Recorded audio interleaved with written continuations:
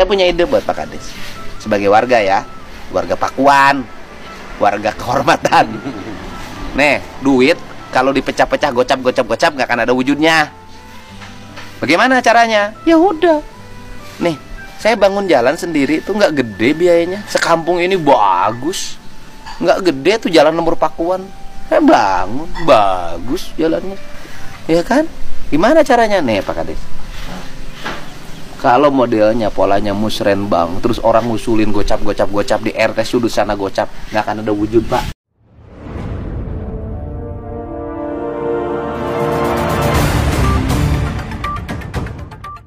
Kang Deddy Mulyadi adalah model pemimpin yang mampu memanage daerah di bawah kepemimpinannya dengan baik dan benar, sehingga dengan APBD Purwakarta yang tak lebih dari 2 triliun, ia mampu menuntaskan banyak program pembangunan di Purwakarta secara spektakuler. Kemampuan Kang Deddy Mulyadi tersebut layak diangkat sebagai kisah pemimpin sukses, mengingat akhir-akhir ini banyak daerah, baik kabupaten kota atau pemerintah provinsi yang kedodoran dalam mengelola anggaran rakyat. Sebut saja jalan rusak di Lampung yang viral di berbagai media sosial, di antaranya diawali selebgram Bima yang mengangkat ke TikTok dengan kritik pedas dan nyinyiran. Bima sempat hendak dilaporkan oleh Gubernur Lampung, namun tim kecil utusan Menko Polhukam Mahfud MD mengurai ketegangan tersebut menjadi damai dan saling memaafkan. Kasus jalan berlubang dan rusak parah di Lampung menjadi headline berita nasional dalam sepekan, sehingga memantik Presiden Joko Widodo untuk terjun secara langsung mengunjungi daerah Lampung Tengah tersebut. Bersama para menteri, Presiden Jokowi meninjau langsung keadaan jalan yang sudah 10 tahun terakhir ini tak pernah diperbaiki. Jalan seperti sungai yang bergelombang, penuh lumpur dan genangan air. Dalam lawatan ke Lampung, kendaraan yang ditumpangi Presiden Jokowi sempat tersangkut mengingat lubang yang menggenang di jalan cukup dalam. Dalam pernyataan ke media, Presiden Joko Widodo berjanji akan membangun dan memperbaiki jalan tersebut sekalipun ruas jalan tersebut bukan tanggung jawab pemerintah pusat. Mendengar janji Jokowi, warga Lampung bersorak gembira, termasuk Gubernur Lampung yang tampak bertepuk tangan di belakang Presiden. Kelak, tepuk tangan Gubernur Lampung ini lagi-lagi dikritik netizen sebagai pemimpin yang tidak bertanggung jawab. Pasalnya, itu jalan tanggung jawabnya. Dari kisah jalan amburadul di Lampung tersebut kita dapat mempelajari banyak hal, di antaranya berapa sih uang yang dimiliki oleh pemerintahan di berbagai tingkatan. Kenapa seorang pemimpin kedodoran untuk membangun infrastruktur dasar bagi kehidupan warganya? Apakah uangnya defisit atau salah kelola lantaran tidak mampu dan tidak ada niat untuk membangun? Di Jawa Barat, dalam kurun 5 tahun Kang Deddy Mulyadi mampu membangun infrastruktur jalan dengan cepat dan kilat.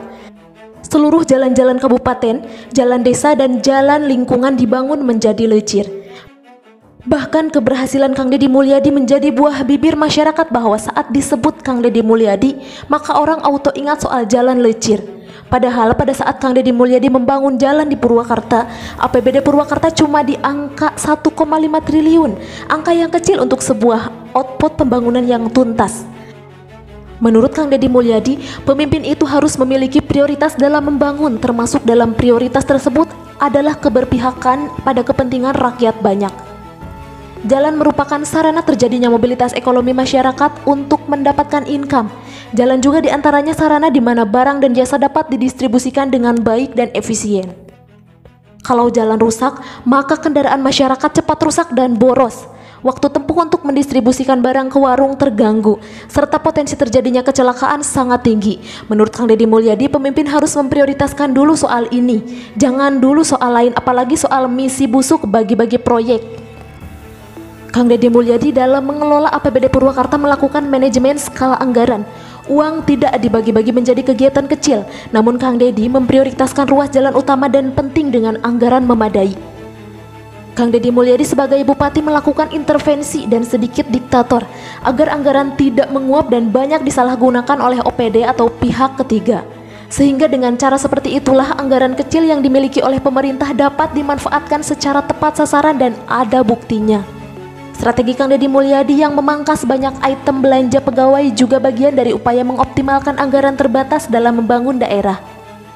Saat jadi bupati, Kang Deddy Mulyadi memangkas belanja pegawai yang tidak penting. Ia terus mengawasi penggunaan uang agar dapat dimaksimalkan untuk membangun.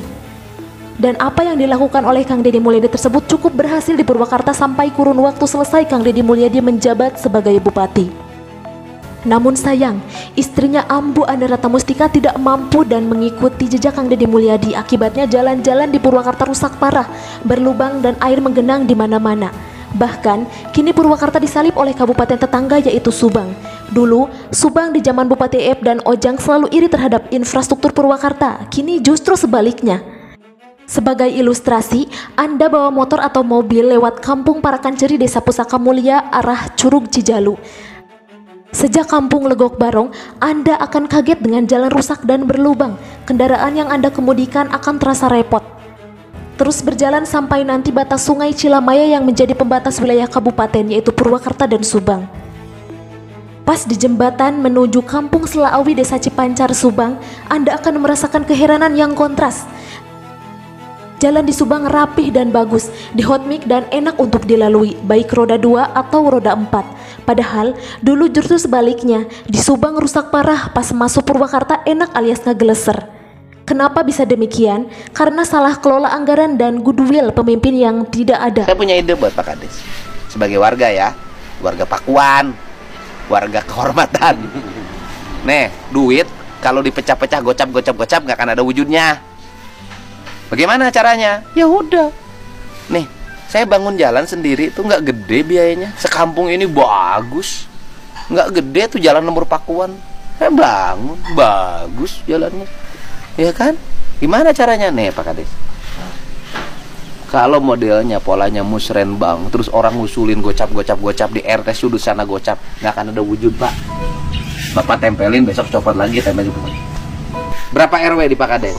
Semuanya 6 RW. Total menjabat tuh berapa tahun? 6 tahun kan? 6 tahun. Pak, Bapak begitu beres jadi Kades, itu kinclong semuanya. Setahun se-RW. Iya dong. Kan tidak ada RW, ada yang RW yang tidak luas juga, bisa yang 2 RW. Iya betul. Misalnya duit 400 juta infrastruktur. Oh, bangun jalan Pak, se-RW apa di kampung? Jalannya bikin hotmik Pak. Hotmiknya yang berkualitas tinggi. Selesai Pak. Seret. RW ini seret, RW ini seret. Ada wujudnya, tapi kualitas pembangunan yang bagus. Jangan diencelok. Baru begini. Duit ditawarin, "Hei, kita punya duit segini." Beak, Pak. Pak, duit dana desa gitu-gitu dibuangin, Pak, nggak kelihatan, Pak. Iya, emang betul. Nggak kelihatan, Pak. Ini saya kalau mau jujur, kampung ini dibangun oleh saya kok, Pak. Betul. Nah, pembangunan itu bukan urusan jumlah duit, Pak. Pembangunan itu adalah urusan ketepatan kita membelanja.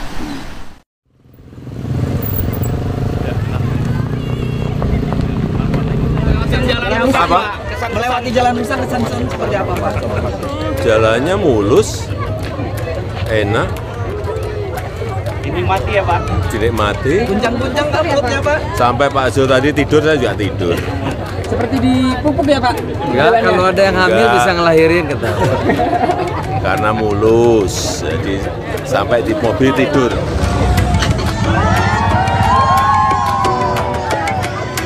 Lubang Seribu. Iya. Kenapa dibilang Lubang Seribu, Pak? Karena berpuluh-puluh tahun nggak pernah dibenahi jalannya. Sudah berapa lama?